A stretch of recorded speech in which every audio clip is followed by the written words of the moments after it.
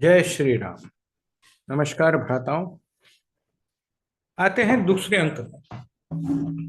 पिछले बार हमने पृष्ठभूमि का अध्ययन किया था और सभी राष्ट्रद्रोही मूवमेंट्स जो हुए हैं जीवन में या दुनिया भर में, उनके मुख्य बिंदुओं पे हमने अवलोकन किया था। अब चलते हैं इतिहास में प्रमुख राष्ट्रद्रोही मूवमेंट जहां जहां हुए हैं पूरे दुनिया भर में, वैश्विक स्तर पे उनके एक एक करके क्रमबद्ध तरीके से अध्ययन करते हुए शुरुआत होती है रिचर्ड द लायन हार्ट के मृत्यु के बाद। बैड किंग जॉर्ज जॉन के आने के बाद रिचर्ड द लायन हार्ट वो व्यक्तित्व था जिसने सलाउद्दीन अयूबी के साथ तीसरा क्रूसेड लड़ा था। अगर क्रूसेड का इतिहास देखें, जहां पे उस वक्त धर्म की सत्ता पे आधारित दो बड़े साम्राज्य आपस में टकराए थे और लगभग 800 साल तक दोनों में 12 युद्ध होते रहे। उसके पहले 3 युद्ध में क्रिश्चियन शक्तियों का प्रादुर्भाव रहा, जहां पे पहला क्रूसेड वो जीते, दूसरे में फ्रेंच लीजियन के कमांडर के आपस में अनबन और हत्या के बाद दूसरा क्रूसेड रास्ते में रुका और तीसरा क्रूसेड में पहली बार इंग्लैंड के राजा रिचर्ड द लायन हार्ट ने बीड़ा उठाया और उन्होंने तलवार उठा के नाव में खुद बैठ के अपने ब्रिटिश नाइट्स के साथ पहुंचे सलाउद्दीन अयूबी का विरोध करने। भयंकर युद्ध चला और यहाँ पे उन्होंने मुसलमान सेनाओं को गहरी क्षति पहुंचाई और खुद भी युद्ध क्षेत्र में बुरी तरीके से घायल होने के बाद इंग्लैंड वापस आ गए। और जैसा कि हमेशा होता रहता है, शत्रु के दुर्बल पड़ते ही आपसी फूट में हर साम्राज्य टूटता है। तो जिस प्रकार से जैसे ही रिचर्ड द लायन हार्ट वापस अपने घाव से निवृत्त हुए, अपने ही फ्रेंच कैथोलिक दोस्तों के साथ द्वंद्व में लगे और नॉर्मन प्रांत में लड़ते लड़ते अपनी प्राणों की आहुति दे बैठे। उसके बाद क्या घटना था? उसके बाद वो हुआ कि उसका भ्राता, जो कि बहुत ही नीच प्रकृति का व्यक्ति था, वो सत्तारूढ़ होता है और अपने आतंक और अपने नीचता के जाल के नीचे पूरे ब्रिटेन के साम्राज्य को कुचलना शुरू करता है। जब अति हो जाती है, जब लोगों का की पीड़ा उनकी धैर्य सीमा के बांध को तोड़ देता है, तो उसके अंदर जो पुराने सामंत थे वो राष्ट्र के खिलाफ और राज्य के खिलाफ हथियार उठा लेते हैं और हथियार बंद पहला इंसर्जेंसी शुरू होता है, जहां का जिसका नाम हमने बचपन में सुना होगा, robin under the hood, robin hood की बातें की जाती है। एक ऐसा कार्यकर्ता जो कि नोबेल बर्थ का तो है, लेकिन अपनी ही एरिस्टोक्रेसी से लूट के गरीबों में बांटता है। और याद रखिए, इसी नोबेल रॉबिन हुड का कंसेप्ट साम्यवादी शक्तियों ने और कम्युनिज्म ने किया है। ये रॉबिन हुड का मूवमेंट इतना शक्तिशाली होने लगता है कि साधारण जनता भी देखती है कि दमन का प्रत्युत्तर सशस्त्र क्रांति है और पूरे ब्रिटेन के अंदर सशस्त्र क्रांति फैल जाती है। और इतनी भयावह परिस्थिति हो जाती है कि राजा की सेना जो धीरे धीरे हार मानने लगती है और सामंत भी जो है, जो राजा के समक्ष खड़े थे, वो लोग भी राजा को मजबूर कर देते हैं कि वो अब दमनकारी नीतियों का पालन नहीं करेंगे, अपने ही लोगों की हत्या नहीं करेंगे। राजा को या तो गद्दी छोड़नी पड़ेगी, नहीं तो लोगों के साथ एक करारनामे पे आना पड़ेगा जिससे राज शक्ति के ऊपर अंकुश लगे। निरंकुश प्रयोग राज शक्ति का साधारण जनता के ऊपर ना हो, उसके अधिकार क्षेत्रों को कुचला ना जाए, उसकी जीवन मूल्य की रक्षा हो सके। इस करारनामे का सबसे पहला यूरोपीय जो संहिता है उसे मैग्ना कार्टा कहते हैं। तो कई मित्र पूछ सकते हैं, श्रीमान आप यूरोप के इतिहास के बारे में क्यों बात कर रहे हैं? भाई क्या कहते हैं, हमारा इतिहास कहाँ गया? आप तो भारतवासी है ना, तो मैग्ना कार्टा का क्या रेलेवेंस है, क्यों आप उस बारे में बात करेंगे? देखिए, आज के विमर्श में यह जानना आवश्यक है कि जो लोग आज आपको बैठ के इक्वालिटी का पाठ पढ़ा रहे हैं, यूरोप में बैठ के, जर्मनी में बैठ के, कनाडा में बैठ के, अमेरिका में बैठ के, थोड़ा इनका इतिहास तो खंगालिए। फिर वो बोलेंगे, आप बोलेंगे कि देखिए चलिए वो तो साम्यवादी शक्तियां थी, हमें अधीन किए क्योंकि हमारी पॉलिटिकल स्ट्रक्चर कमजोर थी, इसलिए हमें गुलाम बना। अपने समाज में तो ठीक थे नहीं। इसलिए अगर किसी भी फिनोमिना को, किसी भी घटना चक्र का अवलोकन करना है तो वैश्विक रूप से समस्त जगह करना चाहिए। तो वापस विषय पे आते हैं। मैग्ना कार्टा वो करारनामा है जो राजसत्ता के ऊपर पहली अंकुश है, और ये एक विजय देखी जाती है एंटी स्टेट मूवमेंट की। क्यों? बैड किंग जॉन को पूरी तरह घुटने पे ला दिया जाता है और उस करारनामे पे पहला सिग्नेचर करता है। इससे पहले यूरोप में, दुनिया भर में, इस्लामिक दुनिया में, यहूदी दुनिया में, मिस्र में कई सभ्यताएं उठी, कई सभ्यताएं गिरी। कई सभ्यताओं में क्या कहते हैं, लोगों ने एक दूसरे का विरोध किया, राजा को उखाड़ के फेंका, लेकिन दूसरा राजा लेके आ गए।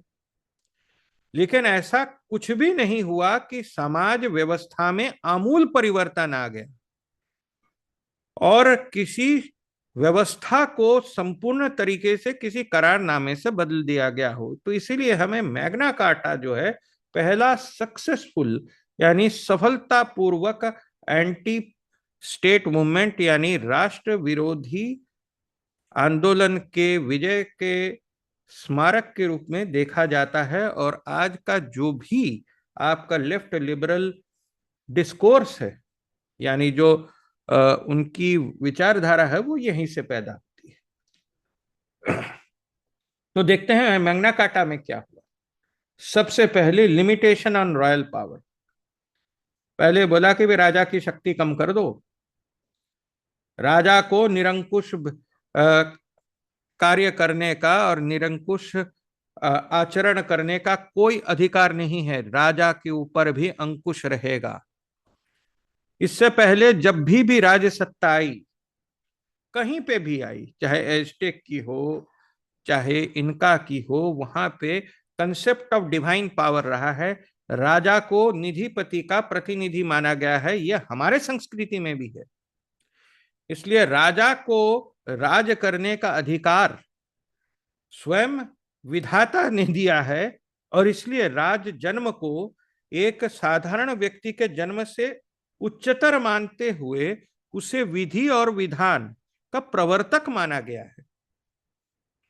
इसीलिए राजा के कोर्ट के अंदर, यानी राजा के मंच में, उसके दरबार में मृत्यु से लेकर जन्म तक के फैसले करने का अधिकार, न्याय दंडिका राजा के हाथ में रहती थी। लेकिन मैग्ना कार्टा ने इसे आमूल परिवर्तित कर दिया। कहा जाता है राजा भी एक साधारण मनुष्य है, उसके पास कोई डिवाइन पावर ना है, इसलिए उसे कोई निरंकुश कार्य करने का अधिकार नहीं है। प्लेटो और एरिस्टोटल की कही हुई जो राज सत्ता का अधिनियम था, जहां कहा जाता था जो राजा के मुख से निकला वो कानून, वहां इसका नाश हो जाता है। दूसरा कहते हैं व्यक्तिगत अधिकारों का संरक्षण, प्रोटेक्शन ऑफ इंडिविजुअल राइट्स। अब यहां पे हर व्यक्ति को कहा जाता है राजा की निरंकुशता से जिसे चाहे वो जेल में ठूस दे, जिसे चाहे वो कारावास में डाल दे, जिसे चाहे यातना दे दे, ऐसा हम बर्दाश्त न करेंगे। राजा के ऊपर अंकुश रहेगा। अगर किसी को आपको जेल में डालना है तो उसकी सुनवाई होनी चाहिए, और सुनवाई सार्वजनिक होगी। और सुनवाई में सिर्फ आप नहीं रहेंगे, आपके न्यायाधीश रहेंगे, और दोनों पक्षों की बात सुनी जाएगी, तब किसी नतीजे पे पहुंचा जाएगा। और सबसे महत्वपूर्ण, टैक्सेशन, कर का, कितना कर व्यक्ति से लिया जाना चाहिए उसके ऊपर सीमाबद्ध कर दिया गया है। आप देखें इतिहास में जो भी बड़ी बड़ी उथल पुथल हुई है, जब भी राष्ट्रद्रोह हुआ है, वो हमेशा इस कर के मामले के इर्द गिर्द घूमता रहा है। चाणक्य के खिलाफ जो भी लोग, सॉरी, नंद वंश के खिलाफ जो भी लोग खड़े हुए, वो तब खड़े हो गए, आचार्य शट्टार ने तब विरोध शुरू किया जब लाशों को जलाने वाली लकड़ियों पे उसने कर लगाना शुरू किया। जब धर्म चक्र में अंतिम संस्कार के ऊपर भी कर लगने लग गए, तब आचार्य खड़े हो गए और उन्होंने नंद वंश के खिलाफ बिगुल फूंक दिया, और लगभग एक जनरेशन के अंदर नंद वंश का पतन हो गया। तो इस मैग्ना कार्टा से क्या हुआ, उसके होने से क्या हुआ? सबसे पहले राजा की शक्ति को के विरुद्ध एक जो विरोध था, एक पुशबैक था, प्रतिरोध था, उसका ध्रुवीकरण और उसका कंसोलिडेशन हो गया। हर व्यक्ति की निजी संपत्ति की अधिकार को जन्म मिला और उस अधिकार को अपरिहार्य मान लिया गया, और कहा गया कि राजा जो है व्यक्ति के व्यक्तिगत आचरण के ऊपर हस्तक्षेप नहीं कर सकता। रसोई से लेके उसके शयन कक्ष तक, पति पत्नी से लेके उसके बच्चों तक, परिवार और कुटुंब के आंतरिक विनिमय के बीच में, विचार के बीच में सरकार का कोई इंटरफियरेंस तब तक ना हो, या हस्तक्षेप तब तक ना हो जब तक परिवार वाले स्वतः वो हस्तक्षेप आमंत्रित नहीं करते हैं, सिविल सूट के द्वारा या किसी केस के द्वारा, जब तक वो राजा के समग्र समस्या खुद से प्रस्तुत नहीं होते। राजा को आपकी दहलीज पार करके आपके व्यक्तिगत जीवन में हस्तक्षेप करने का ना तो राष्ट्र को न राजा को अधिकार है। तो यहां से इंडिविजुअलिज्म का जन्म शुरू हो जाता है। अब इससे क्या हुआ, इससे समाज में आमूलभूत परिवर्तन क्यों आया? ये एक छोटा सा इंसिडेंट नहीं था, एक छोटी सी घटना नहीं थी। इसके बाद जो होता है, ये हुआ तो था, क्या कहते हैं, वेस्टफेलिया की ट्रीटी के बाद, लेकिन इसके जो भी कार्य हैं, इसका जो भी घटना है, इसका इसके जो असरात हैं, वेस्टफेलिया के कई बाद और आज तक आप देखते रहेंगे। जो भी मॉडर्न लिबरलिज्म है, ये यहीं से शुरू होता है। और ओलिवर क्रोमवेल, जो कि एक इतिहास का बहुत बड़ा खिलाड़ी रहा है, ब्रिटिश के इतिहास का, आप शायद बहुत सारे युवा ये नहीं जानते कि ब्रिटिश एक लिमिटेड मोनार्की नहीं तो डेमोक्रेटिक रिपब्लिकन मोनार्की कही जाती है, जहां पे राजा जो है एक फिगर हेड माना जाता है, राष्ट्र का अध्यक्ष माना जाता है, लेकिन उसके हाथों में वास्तविक शक्तियां नहीं होती है। वास्तविक शक्तियां जो है पार्लियामेंट के हाथ में होती है, जिसके प्रतिनिधि का चुनाव होता है। और वहां पे टू पार्टी सिस्टम है, लेबर पार्टी है और कंजर्वेटिव्स है। लेकिन इससे पहले इस पूरे तंत्र को उखाड़ के एक सही लोकतंत्र का भी जन्म हुआ था, जो इंग्लिश सिविल वॉर में शुरू होता है। और इसकी नींव यहीं पे डाली जाती है, जहां पे किंग चार्ल्स प्रथम ओलिवर क्रॉमवेल के कंधे पे चढ़ के आते हैं और वो एक रिपब्लिकन स्टेट को जन्म देते हैं जो कि हाईली सेंट्रलाइज्ड होता है। इसी विचारधारा का असर ये होता है कि जब ब्रिटेन जो है चारों तरफ अपनी कॉलोनियां बसाने लगता है और अत्यंत क्रूरता से उनका दमन करता है, उनका शोषण से ब्रिटेन को अपने आप को समृद्ध करने लगता है, तो सबसे पहला दमनकारी नीतियों के खिलाफ अगर कहीं पे प्रतिरोध होता है, विरोध होता है, तो अपने ही घर के पिछवाड़े में होता है। और अमेरिका का सिविल वॉर, अमेरिकन रिवॉल्यूशन जिसे कहा जाता है, सिविल वॉर नहीं, अमेरिका का जो क्रांति है जिससे वो ब्रिटेन के चंगुल से छूट के निकल जाता है, अमेरिकी क्रांति को भी जन्म देता है। और आज के तारीख तक जो भी ओपन सोसाइटी नेटवर्क कहने या जो भी मॉडर्न लिबरलिज्म की बातें करता है, मैग्ना कार्टा के रेफरेंस के बिना इसकी बातें अधूरी रहती है। ये है मैग्ना कार्टा का एक ऐसा असर जो हुआ तो घटना एक ब्रिटेन के राजा के साथ था, लेकिन उसके रिपल इफेक्ट्स या बटरफ्लाई इफेक्ट अगर आप कहना चाहें, छोटी सी घटना का बड़ा उत्तर या बड़ा घटना चक्रों में उसका प्रतिभाग आज तक हम देख सकते हैं।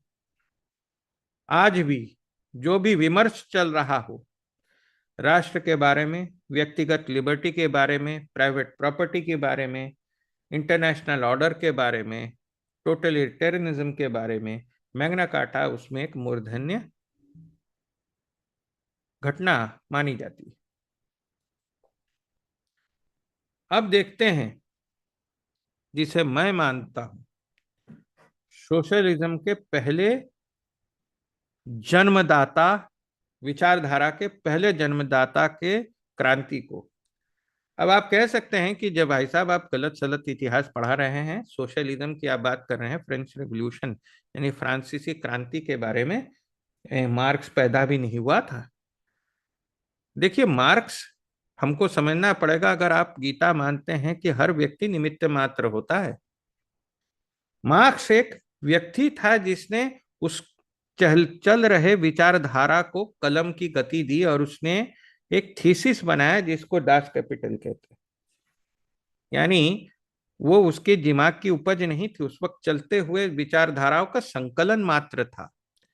और ये विचारधारा शुरू होती है फ्रेंच रेवोल्यूशन से।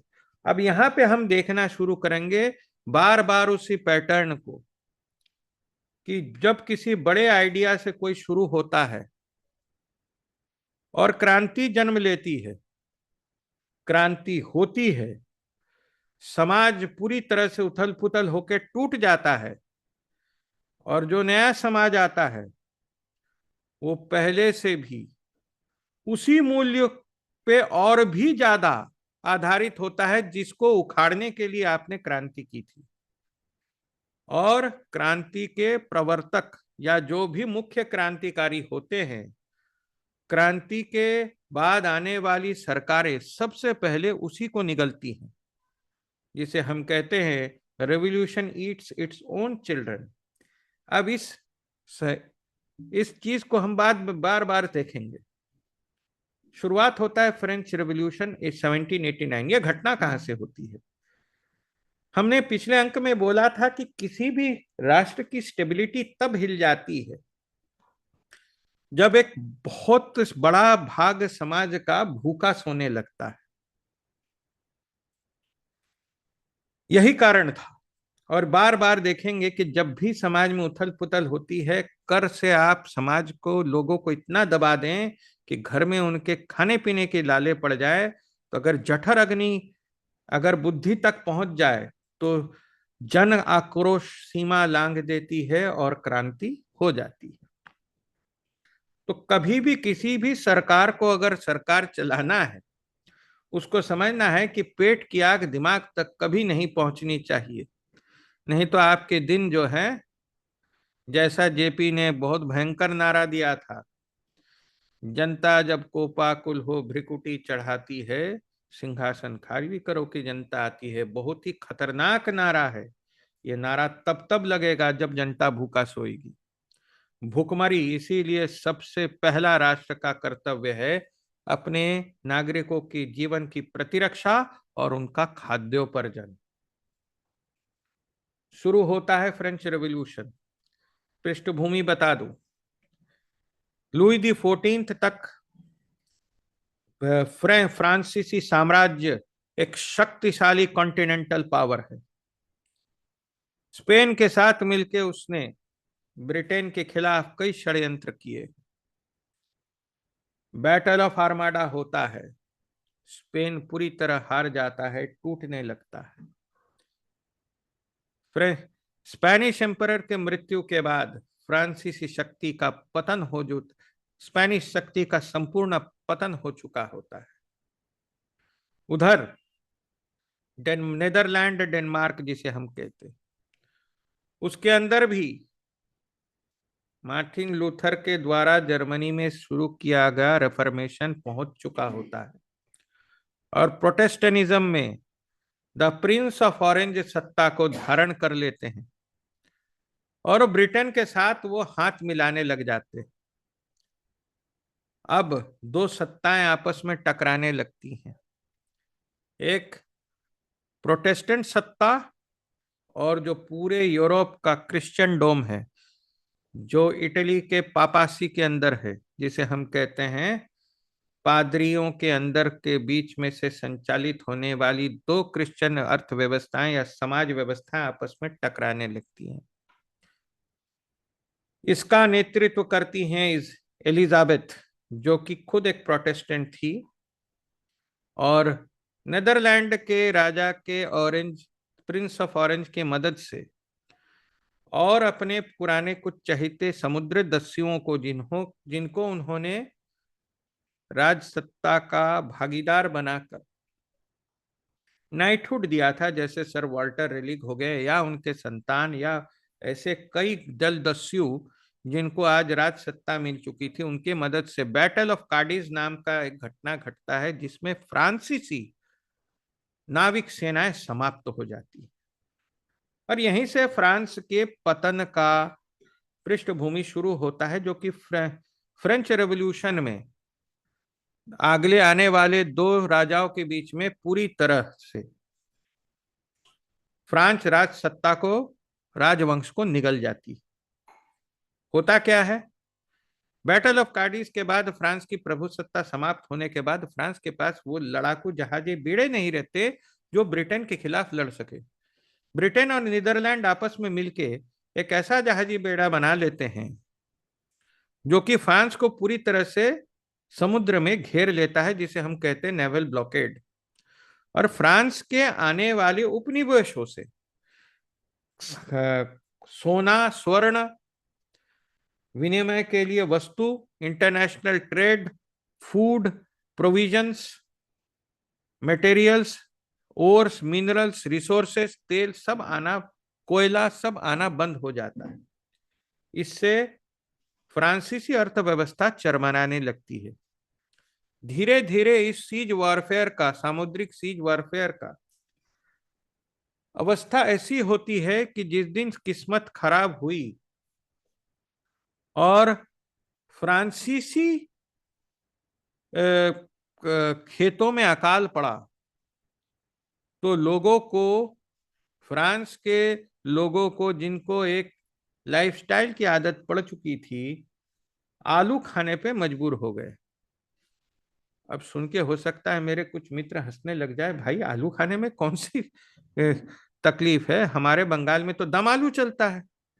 नहीं, आपको फ्रांस के लोगों के दृष्टिकोण से देखना पड़ेगा। क्रिश्चियन स्टेट संपूर्णतः मांसाहारी थे और आलू को बड़े हे दृष्टि से देखते थे। वो भिखारियों को और गुलामों को आलू खिलाते थे, पोटैटो सूप कहा जाता था। और एक और जानवर को खिलाते थे जो कि सुअर है।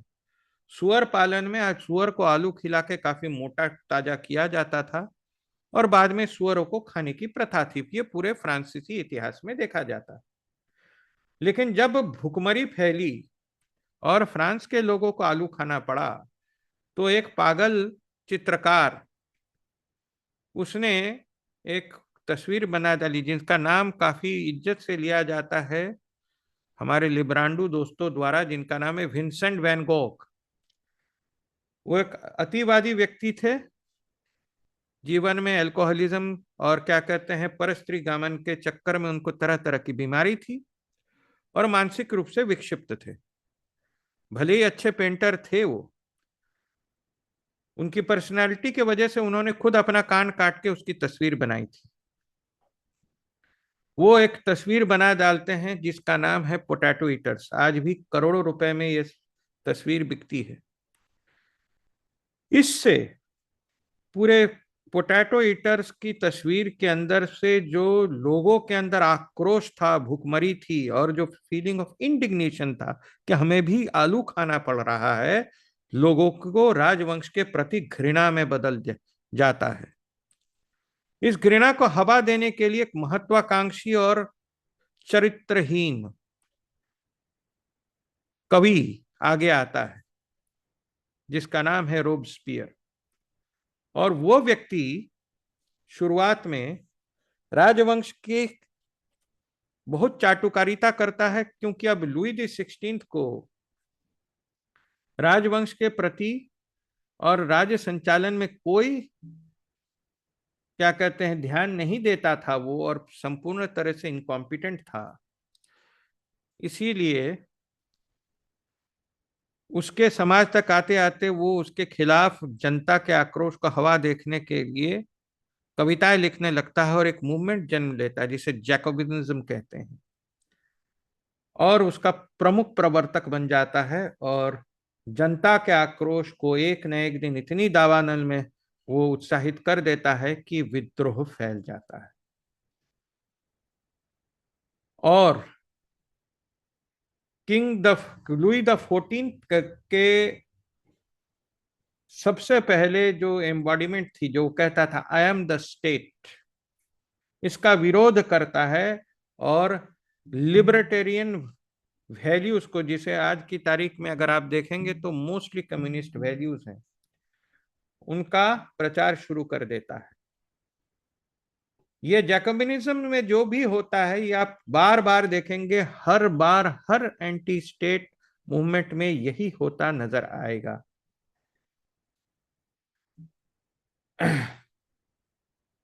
बेस्टिल में छुपे हुए सभी गुंडों को छोड़ दिया जाता है। ये गुंडे निकलते हैं, राजनीतिक अपराधी निकलते हैं तो पूरे देश के अंदर उपद्रव मचाते हैं, और वो finally Jacobin terror, the reign of terror को जन्म देते हैं, जहां पे जो दंडाधिकारी थे, जो गिलोटिन से गर्दन काटने वाले थे, जो सजा देने वाले हैंग मास्टर थे, वो आते हैं और फ्रांस की जो पूरी नोबिलिटी है, तो सारा गवर्नमेंट स्ट्रक्चर है, एक एक को गिलोटिन में बैठाते और सबका गर्दन काटना शुरू करते हैं। कोई भी राजवंश का हो, अगर वो सड़क पे मिल गया, अगर बच्चा भी हो, स्त्री भी हो, उसके ऊपर कोई दया नहीं दिखाई जाती। अत्यंत निर्मम तरीके से गण हत्या की जाती है। पूरा एरिस्टोक्रेसी का गर्दन काट के बास्केट में डाल दिया जाता है। और इतिहास याद रखिएगा बड़ा क्रूर होता है। आखिरी गर्दन जिसकी कटती है वो इसी रेवोल्यूशन का जन्मदाता था जिसके बारे में हम अभी विचार कर रहे थे। वह जैकोबियन मूवमेंट का लीडर, वही कवि जिसने यह कार्य शुरू किया था। तो जब यह पूरा घटना चक्र समाप्त होता है, राजवंश समाप्त हो जाता है, कुछ देर के लिए एक अव्यवस्था फैलती है और एक डेमोक्रेसी लाने की कोशिश की जाती है। तो उस वक्त क्या होता है उसके बाद देखा जाए। जब ये क्रांति फैलती है तो सबसे पहले क्या होता है? Pattern, declaration of rights and man and the citizen. जिस तरह मैग्ना कार्टा में देखा, हम कहते हैं कि इक्वालिटी, लिबर्टी, फ्रेटर्निटी, ये तीन चीजों का प्रतिरक्षा होनी चाहिए। और इनको स्टेट पावर के खिलाफ प्रयोग किया जाना चाहिए। अब हम कॉन्स्टिट्यूशनल मोनार्की की तरफ जाएंगे। हम राजा को क्या कहते हैं, असीमित अधिकार नहीं देंगे। देखिए, राजा के अधिकारों पे अंकुश लगाया जा रहा है और वहां पे कॉन्स्टिट्यूशनल मोनार्की की स्थापना की जा रही है और कहा जा रहा है कि पंचायती राज जैसे विचार लाए जाएंगे। सेंट्रलाइज्ड गवर्नमेंट के अधिकारों को हर ग्राम क्षेत्र तक उनको अपने निर्णय स्वतः स्वायत्त तरीके से लेने की छूट दी जाएगी। Devolution of government powers municipal और डिपार्टमेंटल लेवल पे की जाने लग जाती है। तो जैसा हमने बताया, revolution Yeats its own children, तो रोबस्पियर की मुंडी कटने के बाद ये समाप्त तो होता है। जैकोबिनिज्म क्या होता है? ये सारे जो महान महान अच्छे अच्छे विचार है, जिसे हम लोग इगलिटेरियन वैल्यूज कहते हैं, कोई भी अच्छे अच्छे मूवमेंट, आप अन्ना हजारे का देख लीजिए, ये केजरीवाल का देख लीजिए, इसी किस्म के महान महान विचारधारा से शुरू हुए थे। इंडिया अगेंस्ट करप्शन आज शीश महल में रहता है। किसके बाद जो नतीजा निकलता है और जो व्यक्ति सामने आता है वो वही काम और दुगने रेट पे करता है जिसके खिलाफ आपने यह क्रांति लाने की कोशिश की। जैकोबिज्म क्या करते हैं? वो करते हैं, कहते हैं कि कॉन्स्टिट्यूशनल मोनार्की भी हम नहीं चलने देंगे, power to the people on the street, mobocracy लेके आ जाएंगे, हम स्टेट ही नहीं चलने देंगे, मोनार्की को भी अबॉलिश कर देते हैं, पब्लिक सेफ्टी की खुद की कमेटी बना लेते हैं और इस कमेटी का मुख्य व्यक्ति होता है मैक्सिमिलियन रोबस्पियर, जिस कवि की बात हम कर रहे हैं, और बाकी सारे जैकोबियंस उसका अधिकार ले लेते हैं। वो बोलते हैं रेवोल्यूशन की रक्षा, क्रांति की रक्षा हर कीमत पे करनी चाहिए। क्रांति के लिए किसी भी जीवन मूल्यों का त्याग और जीवन का त्याग अवश्यम भावी है। इसके लिए किसी की भी हत्या लेजिटिमाइज कर देते हैं। देखिए, शुरुआत हुई थी व्यक्ति के जीवन के संरक्षण के लिए, अब उसी क्रांति को बचाने के लिए वो हर व्यक्ति को मारना शुरू करते हैं और क्या कहते हैं कि राजा खराब है क्योंकि उसने दमन किया है, लेकिन क्रांति को बचाने के लिए फिर से दमन की आवश्यकता है। इसलिए राजा के पास जो कुछ भी अधिकार थे, कॉन्स्टिट्यूशनल मोनार्की तो हम नहीं मानेंगे, लेकिन अब से सारी अधिकार हमारे पास चले जाते हैं। जैकोबियंस अपने आप को रिजीम में बना देते हैं और वो अपने पास सारे अधिकारों का संकेंद्रण शुरू कर देते हैं। शुरुआत हुआ था अधिकारों का विस्तरण से, विस्तारीकरण से और उसके वितरण से, और वापस उसी तरफ चल जा रहे हैं। और क्या हो जाता है, जहां से शुरू हुए थे back to the square one, state का पावर फिर से बढ़ने लगता है।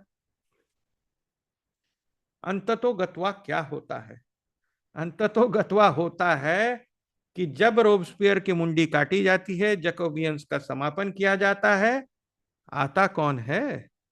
नेपोलियन बोनापार्ट, और वो अपने आप को एब्सोल्यूट मोनार्क घोषित करता है। इससे पहले फिर भी कॉन्स्टिट्यूशनल मोनार्की थी, कॉन्स्टिट्यूशन समाप्त हो जाता है, डिवोल्यूशन ऑफ पावर समाप्त हो जाता है, एब्सोल्यूट मोनार्क बनता है एक साधारण, क्या कहते हैं, कॉर्पोरल, जिसका नाम था नेपोलियन बोनापार्ट, आर्टिलरी डिवीजन का एक कुशल व्यक्ति, लेकिन बौना होने की वजह से उसे प्रमोट नहीं किया जा रहा था और साधारण जन्म होने के वजह से उसे एरिस्टोक्रेसी पसंद नहीं करती थी। आज की तारीख में फ्रेंच रिवॉल्यूशन के बाद क्या घटना घटी? आज भी मॉडर्न डेमोक्रेसी के ऊपर इसके बहुत सारे छाप हैं। इस रेवोल्यूशन का इस्तेमाल करते हुए आने वाले समय में कम्युनिज्म पैदा हो जाएगा और एंटी स्टेटिज्म ऑथोरिटेरियनिज्म को बढ़ावा देगी। हमेशा बार बार पावर टू द पीपल के नारे लगाए जाते रहेंगे और आखिर में एक एब्सोल्यूट मोनार्क या एब्सोल्यूट रूलर, जैसे कि आज शी जिनपिंग को आप देख रहे, टोटलिटेरियन, साम्राज्यवादी, साम्यवादी राष्ट्र का निर्माण आप करते नजर आएंगे। और जब भी इस किस्म का शक्ति ऊपर आएगी, पूरे दुनिया भर में युद्ध, कलह, कलेश, एक्सपेंशनिज्म एंड स्टेट कैपिटलिज्म का जन्म आपको दिखाई देगा। तो ले दे के पैटर्न समझ जाइए बंधुओं, जो आज नारा लग रहा है, कल वही चीज पूरे शक्ति से दोहराई जाएगी। अगले अंक में इसी विमर्श को, इसी प्रवाह के साथ सकुशल चलाने के लिए आपका आशीर्वाद चाहता हूं। बने रहिएगा। अब हम इतिहास के जर्नी में निकल चुके हैं। हमारा साथ दीजिए। आपके पेशेंस और आपके श्रवण के लिए मैं आप सभी का कृतज्ञ हूं।